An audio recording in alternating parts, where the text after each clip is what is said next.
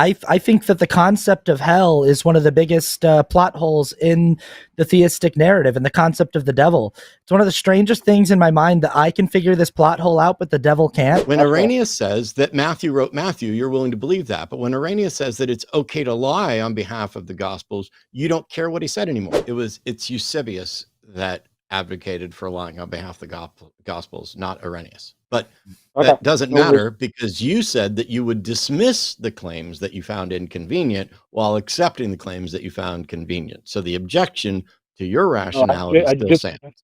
Hi, everyone. Thanks for watching. Most of the content on my channel is supported by generous patrons, but made available for free to the entire world. If you support that, please consider adding your support at patreon.com/atheistdebates. This clip, however, is from one of the many programs that I do on YouTube on The Line. And if you liked it, feel free to visit, like, subscribe, and watch The Line Network live. Thank you. Calling from Texas, no preferred pronouns. They're a theist that wants to talk about heaven and hell and acceptance into heaven. Austin, what do you think about when somebody wants to just talk about heaven and hell? I'm writing a sketch right now about hell. I think that the concept of hell is one of the biggest plot holes in the theistic narrative, and the concept of the devil. It's one of the strangest things in my mind that I can figure this plot hole out, but the devil can't. If the devil is this like supernatural being that like all the devil has to do to mess with God's plan, and most of the conceptions of God that involve a devil and that involve hell, all the devil has to do is just refuse to participate. Just say, oh, I'm not going to, like, if your plan requires a villain, I just won't do it. And then I therefore foil your plan. And at that point, God is left with no option other than to force the devil to participate, in which case the devil is not actually doing it. He is doing it under duress or under the control of God, or God has to play both parts. But the fact that I can figure that out and the devil can't figure that out, and the devil has like supernatural powers and the ability to influence, is ostensibly a much smarter being than me should be. It has been around for a lot longer than I've been around, has existed for millennia. I think that's one of the biggest plot holes. So I would be interested, Gohan or Gohan, in hearing what you have to say about heaven and hell. I'm wondering if maybe Gohan has a completely non-Christian view of things, and it doesn't fit the mold you're talking about. So Gohan, welcome to the show. What is it you'd like to tell us about heaven and hell? Thank you. So that's kind of a really good segue into what I want to talk about. The reason why I want to talk about this is because I keep hearing from hosts throughout various call-in shows, like a big problem is even if they were convinced that God is real, they wouldn't worship him because he's morally evil. One thing I keep hearing is like, how can you send somebody to hell for an infinite time for a finite crime? Is that kind of the position you guys hold? Sure. I think it's immoral too. I'm confused real quick, because you're calling in because you want to discuss this, because you hear certain things. All I need you to do is to tell me what you think heaven and hell is and why we should agree with you. Sure. I'm about to get into it. So for heaven and hell, I don't view anybody is ever sent. This is what I've been taught as a Catholic Christian, that nobody is sent to heaven or hell. Hell is chosen. The gates from hell are locked from the inside, not the outside. It's a choice somebody makes based off of primarily what heaven is. Okay. How does a person choose hell? The choice is not hell. The choice is either God or not God. I've heard from many people, even if God is real, they would be with God. Go on. I don't have a choice of whether to be with God or not God if I'm not presented with evidence that there is a choice or that there is a right or wrong choice. If instead, by my mere disbelief, I am sent to a terrible afterlife, who sends me to that afterlife? I don't agree with that statement. It's a question. It's Gohan, it's a question. If through my disbelief, I am sent to a hell, who sends me there? I would say nobody. Okay, so nobody enforces the rules. It just happens. Yes, sir. Okay. But that's How not do you, the how system do you I know view it that? like. How do you know that these are rules that just happen independent of anyone taking an action? This is independent on what is known. This is dependent on what is a Christian belief. This is Okay, a Christian belief. Gohan, This is what Gohan, you guys disagree with. Gohan. I was a Christian for many, many years, was studying to be a preacher. I'm aware of the different versions of Christian things. I'm not interested in anyone calling in to merely tell us what Christian beliefs are. They need to offer a reason for why we should agree that that is true. Is that clear? That's very clear. This is not a Cool. question So as far as what. can you demonstrate that what you believe about heaven and hell is true? I feel like I can, but that was not the point of this call. That's the The point of the only That's the call point is of to the show. Gohan, That's Gohan, that is the only point of this call, and the that's only reason you are talking to us right now is to defend your beliefs. If you're not interested in doing that, I'll go on to a caller who is. There are people on hold that are waiting to defend their beliefs, not just call in and say, here's what I believe, because then we'd just be like, well, that's just your opinion, bro. Thanks. well, that's where I do love to defend my belief. I will if Then that's do the ultimate then you need to point. do it. Then you need to that's the do it, point and of you the need to do show. it now. That's why this I show exists, understand that. Gohan. You guys have theological qualms all the time, so this was to address that. I'm going to switch subjects What are now. the illogical No, qualms you're that we not going to have? switch subjects. You're not going to switch subjects at all, Gohan. You are either going to defend your belief in heaven and hell, or I will hang up on you and go on to someone who's honest. So to defend my belief on heaven and hell, I have to defend my belief in God first. Is that correct? No, I don't know. So here's the thing. I don't Okay. see, you are calling in. Don't say a word. I'm explaining this to you. Hopefully you'll get it. You are calling in because you heard things that don't agree with you, and you're calling in to offer a different perspective, as if we haven't heard your particular perspective, I don't know, 1,000 times. But I don't know what your reasons are. So when I say it's up to you to present your defense of why your beliefs about heaven and hell are accurate, I don't get to say you need to prove God first until after you make your case. And then we say, oh, is that conditioned on God existing? Is that conditioned on this? You just a minute ago said that God isn't relevant to what goes to heaven or hell. It just happens automatically. So you don't get to say, oh, do I have to prove this first, until after you explain why we should believe it in the first place. If you're just going to say you should believe it because this is what I understand the Bible to say, then you're going to have to give an explanation for why you're correct about the Bible and why we should agree. If you're going to say I believe it because this is what I'm convinced God believes, then you're going to have to defend that. I don't get to preempt it until you've presented your case, which you seem incredibly reluctant to do. I can't tell you what steps you've skipped past. Is that clear? I think that's a little bit more clear. So what you wanted me to defend is not my belief in God, but my belief on why I think that heaven or hell is based off of free choices. Yeah. Okay. I think I'm on I don't board. even know. So I'd be interested in how you know that heaven and hell are even real in the first place. But Well, that'll yeah, probably if I come get up. into that, I have to go into my evidence for God.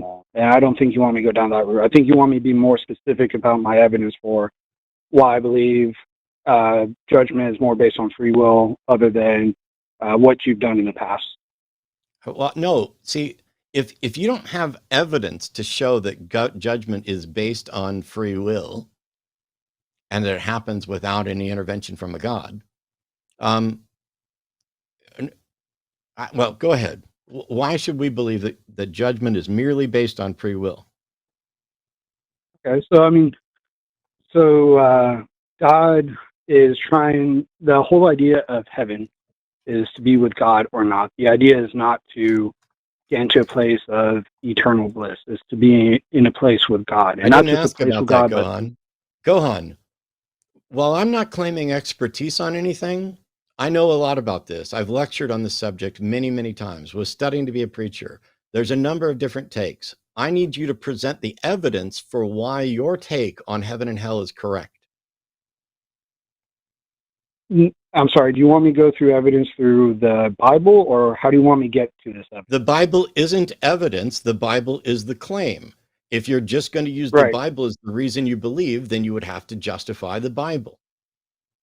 Yes, agreed. So that's why I was saying, do you want me to justify my belief in God and the Bible, or do you want me to justify my belief? I no longer want anything from you. I'm going to leave it for That's Austin to figure out what he wants, because I don't want a thing. This is entirely, see, this is a ridiculous amount of work to do. 9 minutes and 20 seconds, and we shut up.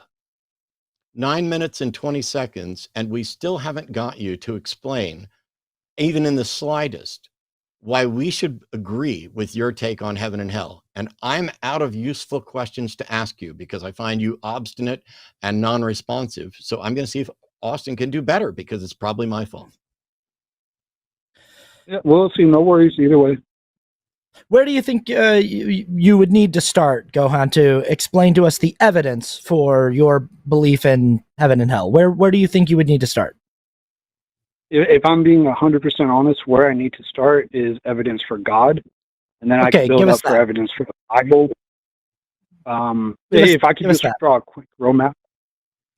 Evidence for God, then evidence for the Bible, and then evidence for theology, which this is a question of theology. Okay. So you would rather evidence for God? You could do it exactly what you just said. Exactly what you just said. If that's the formula. Okay. Do you mind if I work backwards? Whatever you think is going to help you make your case the best. So I would say that God wants to be with us. That was the whole point of creation. The only way he's going to be with us forever is in heaven. We have a free choice on if we want to be with him or not. If we choose not to be with him, we're not with him. We go to hell. All of this, I feel like, is based on readings from the Bible and early church fathers. And I take most of that evidence based on historical evidence. And then I take my belief in God based on an acronym I came up with called SHAPE: Science, History, Arguments for Morality and Reason, and then Personal Experience. Great, amazing. So so you mentioned historical evidence for the Bible. You said you take so you explained your theology and your theological interpretation of biblical, theism. Then you said you take your evidence for the Bible based on history. What evidence in history do you have that substantiates the claims in the Bible? Okay, just a couple of claims in the Bible that are substantiated in history. I've been watching a lot of Apologia's videos, and as well as Gary Habermas and Mike Latona. Even Bart Ehrman, there's a lot of evidence that Jesus was man, crucified, died, tomb was found empty. His followers stopped following him for a short period of time. They eventually picked up. Even Celsus, who was not a Christian friend, said that his followers were performing, he called it devil work, but he was like 180, or writing 180 AD, a little bit late, but he was writing a little bit late to provide evidence that even the followers could do things that they couldn't have done before. Cool. You said there's a lot of evidence for this. There's a lot of evidence that Jesus was crucified and that his tomb was found empty and that is, all of this stuff. What specifically is that evidence? So you said there's historical evidence. I said, what is this historical evidence? And then you just said there is evidence again. What is it specifically? Yeah. Writings from Celsus, writings from Tacitus, Josephus. I know part of Josephus. So different people around the same time. Different people around the same time writing similar things or telling similar stories. Is that the evidence? Yeah. None of those guys were friends to Christians. None of those guys were contemporaries of Jesus. Yeah, it's very odd to find a contemporary writer in the New Testament or any time back then. And if you're a historian, you wouldn't really do much contemporary writing anyway. Right. So my question would be, right. So Gohan, really quickly, my question would be, would multiple people from a similar time period telling a similar story be evidence that that story literally happened? Or would it be evidence, or would it be more like, especially if it's a supernatural story of a guy who died and then rose from the dead 3 days later, would it be more likely that it actually happened, or would it be more likely that it was just a popular story at the time that was gaining traction in the culture? Because it's clearly a very popular story that has permeated the culture and has had staying power in the human zeitgeist, like for thousands of years now. So what would, I just, I sometimes I use this example, Gohan, when people talk about archaeological evidence of things that have happened potentially in the Bible. It's like, okay, so if I tell you a story about my day and I say, I left my house this morning and I walked down the street and I got coffee and I walked back to my apartment, and right before I got into my apartment, a cat on a skateboard skated up to me and did a kickflip and said, "Hey, dude, stay cool," and then flew away with a jetpack that burst out of its back. But what I have for you with this story to substantiate the story is I've got CCTV footage of me leaving my apartment, of me walking down the street. I've got security footage at the coffee shop of me getting the coffee. I've got eyewitness testimonies of people who saw me walking down the street, who testify that I was there. I've got my neighbors saying they could see me walking back up. The only thing I don't have is anybody to substantiate the claim that the cat was on the skateboard and did all that stuff, but I got everything else. And so I like, even when there is thin archaeological evidence or thin evidence of, like somebody wrote about something similar to an event that is described in the Bible, none of that works as evidence for the supernatural claims. Does that make sense? Yeah, and if can I? So what you're asking me is if there were other claims that like described very similar to what happened in the Bible with the same kind of evidence, would I believe it? Is that kind of your question? What I'm trying to get you to understand is that, like, somebody writing down something similar to a story that's described in the New Testament doesn't work as evidence for me that that happened, that the event being described literally happened as it's described in that book. In your situation, you said you didn't have anybody describing the fact that the cat jumped on the skateboard and said, "Hey man, stay cool." Yeah. Or did you have witnesses of that? No, let's say I do have witnesses of it, but I don't have any CCTV footage of it. I've got witnesses. So let's got people who. Let's say for those witnesses, I'm assuming there was a large group of them. Sure. Right. Yeah. Okay. Let's say there were 100 people that all saw it happen. Let's say there's 2. Because there's more than one, I can assume that they're not hallucinating. So that checks off one thing in my book. And I would have to know, is it maybe somebody just mistaken? So I would need it to be a longer period of time. So like with Jesus, he had meals with disciples and stuff like that afterwards. So it's not like they could have mistaken him for an imposter. So let's say in your situation, there's no way they could have mistaken that it was the cat saying, "Hey man, stay cool." All right, I checked that off in my book. As long as we don't have any. But the problem is, the problem is, Gohan, we don't, as Matt already pointed out, we don't have any contemporary writing. We don't. So everything that you're pointing to are people who talked about this years and years later. Sometimes 100 years later. Sometimes, so even like let's say that would have to be the accurate example, is that 100 years after this day where I went to go get coffee and the cat did the kickflip, the story was told that somebody saw the cat do the kickflip, and then that story got permeated into the culture. I would say that's not something I agreed with, that there's no contemporaries. I just said Josephus and Tacitus were not contemporaries. But I do believe there were contemporaries who wrote down these events. And who are the and who are they? It depends on what you all say are who wrote the author and what, who wrote the Gospels and when. But I believe Matthew was an author of Matthew, and he wrote it before Peter or Paul died in the 60s. Do you have evidence to substantiate that?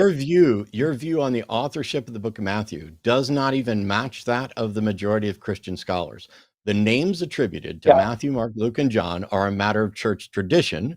They are not supported by any evidence. We don't have original copies, even if they wrote them. I'm sorry, I don't know why you're talking over me. I'll shut up again now, since you clearly don't want to joust with me, and I'll leave this to Austin. That's fair. Austin, did you want to I don't continue? give a or shit if you do think mind? it's fair or not, Gohan, you smug jack. Okay. Okay. I'll leave the ball in your court, Austin. Whatever you want. Well, I just still haven't heard anything that even comes close to rising to the level of like you said you wanted to reverse engineer this. You explained your theology, then you said, I get my theology from the Bible. I believe in the Bible because of this historical evidence. I said, what's the historical evidence? And your historical evidence was some people writing about this very, very famous story, this incredibly famous, very well-known story. A few other people wrote about it, other than just the people who wrote about it in the most popular version, which is the New Testament and the Gospels. And that's your evidence that it literally happened.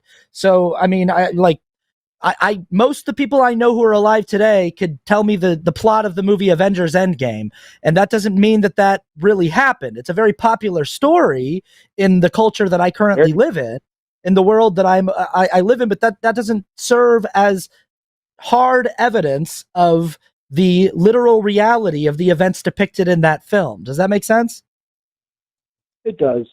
And I would say there still are a couple of differences, but going back to Matt's point, the traditions we can trace back as early, like mid 100s, for traditions of which authors wrote what books.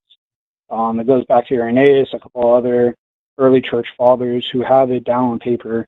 Matthew was writing in Hebrew. I know it's Greek. Here's the thing. He said here's the actual thing, Gohan. In Rome. Here's the actual thing: it doesn't matter who wrote it. It doesn't actually fucking matter. Like, I don't care who wrote it. If an eyewitness wrote it, that wouldn't matter to me. If what wrote it? If an eyewitness wrote it, it wouldn't matter to me. You have to prove they're an eyewitness. You have to prove they're an eyewitness. You don't exactly. Would you stop talking when I'm talking? I will fucking mute you, and you will not get to say another word. I don't know why it is that every time I talk, you decide it's time to interrupt, but that shit is never going to fucking work here. I guarantee you. So first of all, you'd have to prove they're an eyewitness, not just show that they claim to be or were viewed as an eyewitness by other people. And then you have to show not just that they were an eyewitness, but that we should consider their testimony reliable, because we are already well aware that eyewitness testimony is notoriously unreliable. Can you do either of those things? Can you show that they were in fact eyewitnesses? And can you show that those eyewitness accounts are in fact reliable?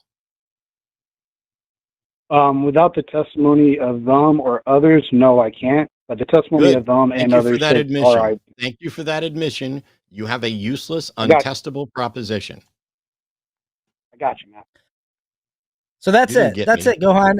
No, but that's it. That's what we're trying to lead you to, is that, like, you're explaining how you get to everything, but everything is based on a foundation of just, you've got to just sort of, like our previous caller, our first caller on the show, who just said faith. Just said that one word, faith. And in my opinion, when it comes to a call-in show where you're supposed to be demonstrating evidence for extraordinary claims, faith amounts to just because. I just choose to. At the end of the day, I just choose to believe that these people were eyewitnesses and that their eyewitness testimony is reliable because it fits the mold of what I want the explanation for existence to be, but that's not going to cut it for us here on this show. I understand. It's actually because of you guys, especially Matt, that I actually grew away from believing that the Gospels were written. Like, I was brought up believing they were written by who we said they were. And then because of you guys, I was like, wait, no, this is all wrong. They weren't written by who we said they were. And then you changed your mind again? The evidence that I've spoken about, yes. The evidence that I've spoken about, I didn't know What is your before. evidence? What is your evidence that Matthew wrote Matthew?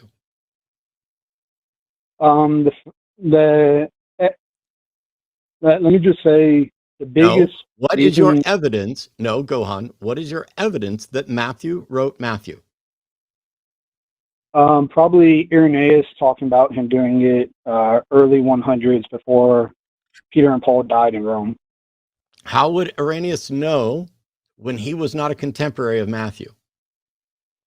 He was a contemporary of Polycarp, who was a contemporary of John. Okay. But Irenaeus also said that it's okay to lie on behalf of the Gospels, right?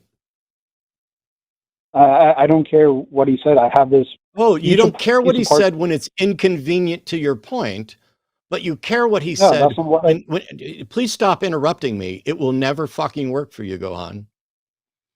When Irenaeus says that Matthew wrote Matthew, you're willing to believe that. But when Irenaeus says that it's okay to lie on behalf of the Gospels, you don't care what he said anymore. That means you're a dishonest interlocutor who believes things based on faith, and faith in the sense that Austin is describing, just because it's convenient. You have zero expertise, you have zero evidence, and you disagree with the bulk of scholars, including Christian New Testament scholars, on the authorship. And you'd fail to understand still that even if we knew for certain that Matthew was written by Matthew, it wouldn't change whether or not the statements in there were accurate. We could have a gospel written by Jesus himself, and that would not mean that it was accurate.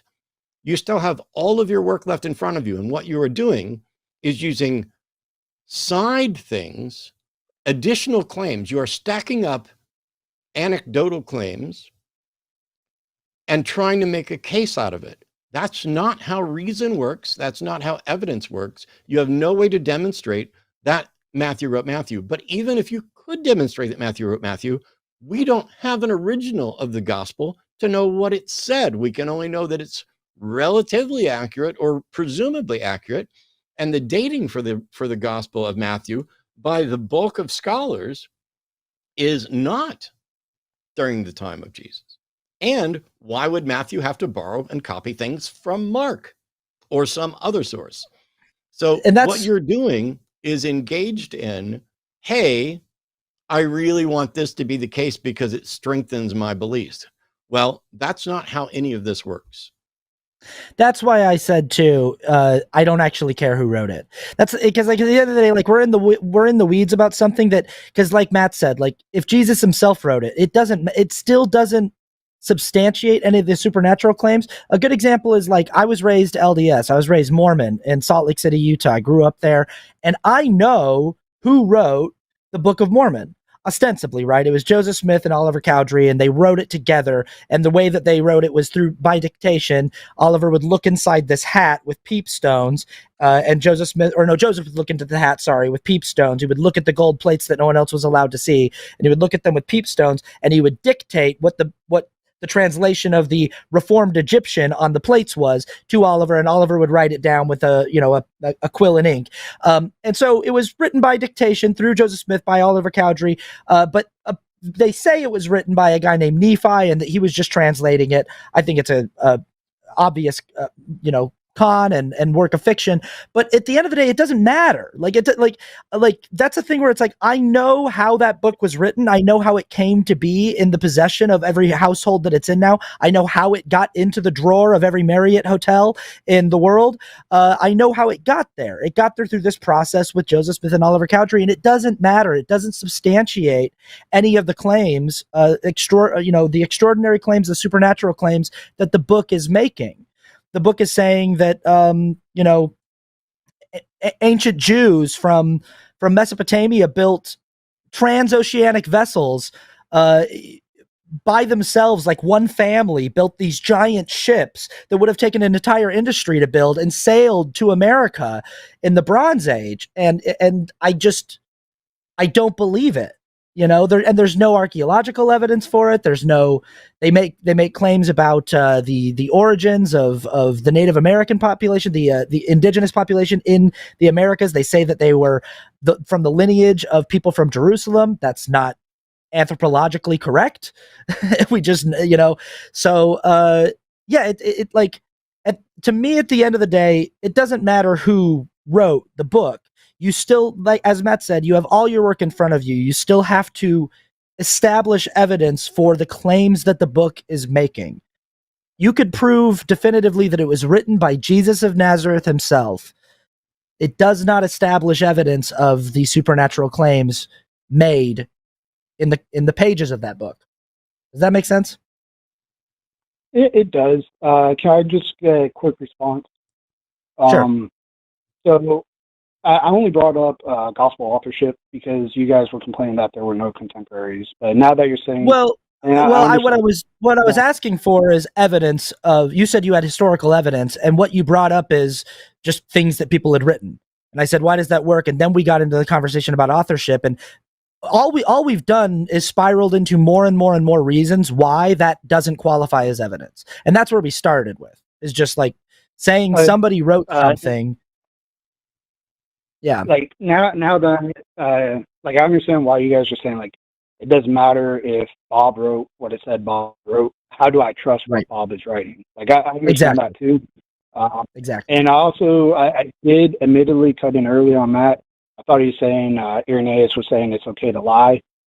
I didn't let him finish the sentence about the Gospels. That would discredit his credibility, except for the fact that he. And again, we need more evidence for this. If you guys are willing to go through the evidence, we can. But he actually did become a martyr for what he believed. Okay. So when I was wrong. It's Eusebius that advocated for lying on behalf of the Gospels, not Irenaeus. But that doesn't matter because you said that you would dismiss the claims that you found inconvenient while accepting the claims that you found convenient. So the objection to your rationality still stands. I just corrected that. No, you didn't correct that. I just corrected that I misspoke. I talked about Irenaeus when I was actually speaking about Eusebius. Irenaeus didn't advocate lying. Well, never mind. I try with you, Gohan, but I can't even. I don't understand how somebody, even with the delay, cannot figure out that I'm in mid-sentence. A for effort. No, F for fuck off. All right. Hey, Gohan, so, I have a question for you. This is unrelated. You've written no pronouns here. We don't normally ask callers about their pronouns. We just sort of leave it alone. But do you get offended if people refer to you with improper nouns? Go for it. I mean, which ones would you prefer? You say no. I don't. Is it okay if I she, her? You're okay with that? You're okay with that? Just any? Sure. All right. Well, just wanted to check. Just wanted to. Cool. I just wanted to make sure. I just wanted to check that was a true, intellectually honest thing that you're okay with any pronouns. Yeah. Awesome. You won't offend me. Don't worry about it.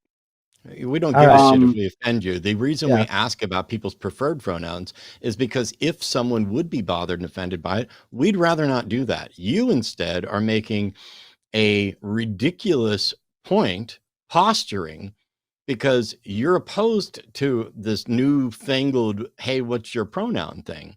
It is patently obvious, and it shows yet another problem with your thought processes. I mean, if you guys want to jump ship and stop talking about this, you can. No, I just went there because I'm so glad to get permission to move on with our show from Gohan. Yeah. I don't think that the reason why I went to that, Gohan, is because I don't think we're getting anywhere with this conversation. I think that what we've established is that you don't have good evidence for, like, you wanted to reverse engineer. You said, can I go backwards? And we said, sure, whatever you think will help you make your case the best. You started by explaining your theology. Then you said, I get my theology from the Bible, and I know the Bible is true from historical evidence. And I said, what's the historical evidence? And it fell, and the train fell off the tracks there. How are you even talking? And that's the end of it, is like, you can't even get back. So, because what you wanted to do then is say, and I know that, and that's how I know the existence of God. But once the train falls off the tracks that I don't actually have any evidence to substantiate the Bible, that's it. Like, for every step past there is, you've just got to sort of mash the puzzle pieces together and say, look, I finished the puzzle, even though it doesn't look like the picture on the box. Yeah, I understand what you're saying. I disagree with it, but I do understand what you're saying. I would say, just in short, I don't know the Bible is real. I think it is because of the evidence. If Irenaeus was, and now it's Eusebius, but if Irenaeus was saying, hey, you can lie about the Bible. That I did say that would take away some credit from him. And then when he dies and becomes a martyr for what he believes, that gives him more credit. But Take the fact that credit from Eusebius, you, not him. Do you know how many people? Do you know how many people in the history of the world have died for their beliefs, for their religious beliefs? Do you know how many different beliefs Many, you would have right? to say are credible? Joseph Smith, I just mentioned Joseph Smith was, in his mind and in the church's mind, was killed for his religious beliefs. A lot of people believe that he was just killed by a mob of people who were tired of having him come into their towns and marry their 12-year-old daughters. But but in the mind of his church, he was killed because he was sticking up for his religious beliefs. Yeah.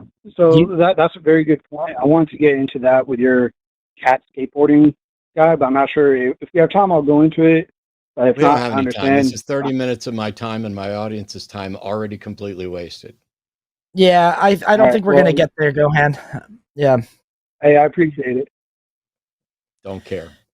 appreciate you calling That's all in. right. Have a good rest of your day, and I hope that it's interesting. You mentioned that at some point you were convinced by this show that maybe the Gospels weren't authored by the names that are ascribed to them, and then you went back on that. And I would just encourage you to continue.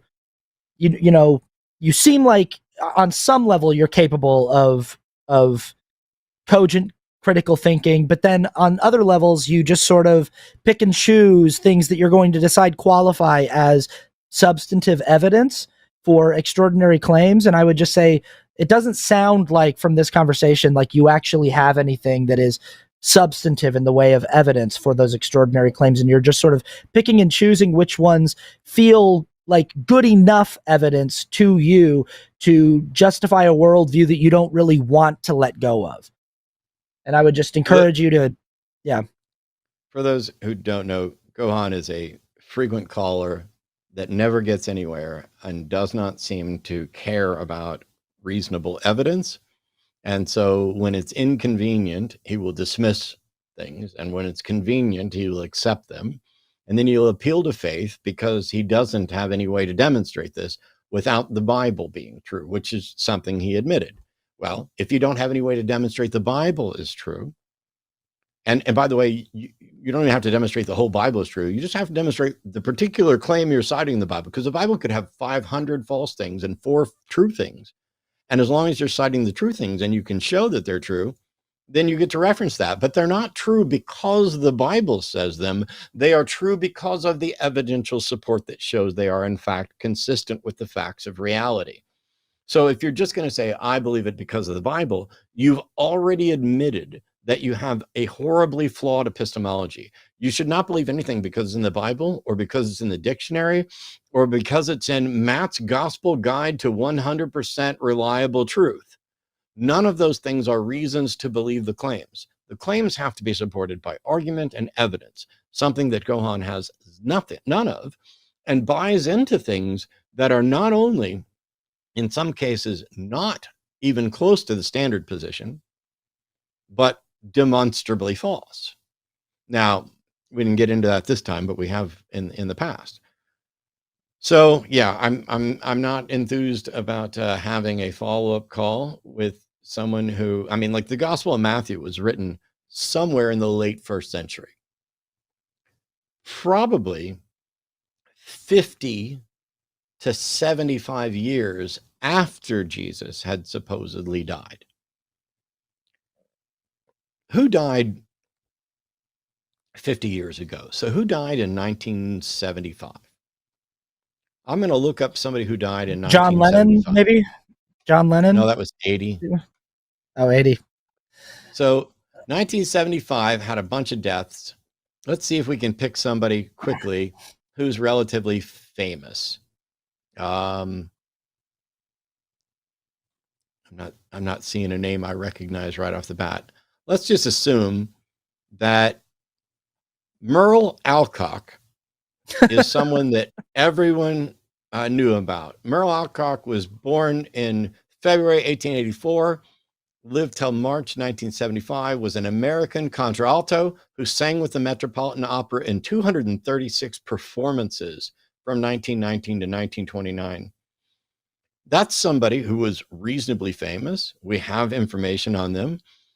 We can't compare what we know about Merle to what we know about Jesus, because Merle is closer to us in time, and we had much better record keeping and much better literacy rates. We have birth certificates and all kinds of stuff like that. But if someone today were to write a story, the story of Merle's life, how reliable would it be? It's 2025. Merle died in 1975. There are people that are still alive that you could possibly talk to that may have known her, but now you're relying on their stories about Merle. And let's say you're not allowed to use any like internet or anything. You can't like watch videos. You can't, if there are, that you have to do it all through talking to people. You have to go and find people and talk to them and collect stories. Yeah. And somebody in chat pointed out Elvis died in 77. So, okay, let's say in 2 years, somebody writes a book about Elvis, and they did it without access to the internet and without access to public libraries, and just had to go around and interview people who knew about Elvis. What do you think the accuracy of the Elvis story is likely to be in that scenario? However accurate it is now, it would be less accurate if you go back further in time, because the further back in time you go, the less people had opportunity to be literate, to interact with others, to engage and travel the world and watch television programs. How many people are going to be remembering something they heard on TV over the last 50 years, rewriting their memory to be like, oh yes, I remember when I saw Elvis in 1971 at this show. All of us do stuff like that. I've had friends correct my failures in memory on multiple occasions. I think a good comp is someone like Mother God, that documentary that came out, like Love Wins, the Cult of Mother God. And if you talk to like her followers who are alive, I mean, she just died 5 years ago, something like that. If you talk to her followers, they will tell you with an unflinching sincerity, I've seen Mother God perform miracles.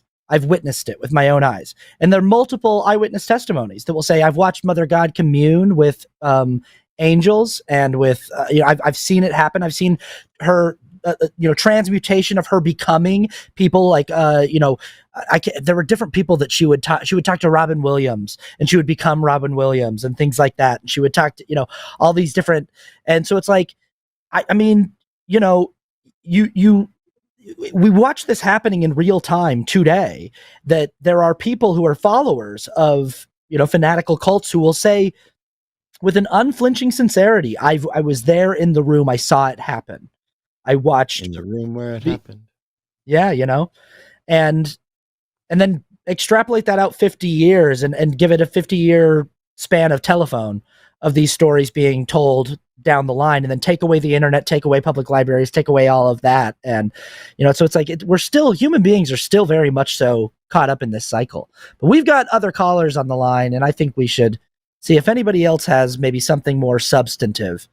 Hi, thanks for watching. If you enjoyed that, or if you think you have better arguments for the supernatural or God, the Sunday show is live at 2 p.m. and 7 p.m. every Sunday on The Line.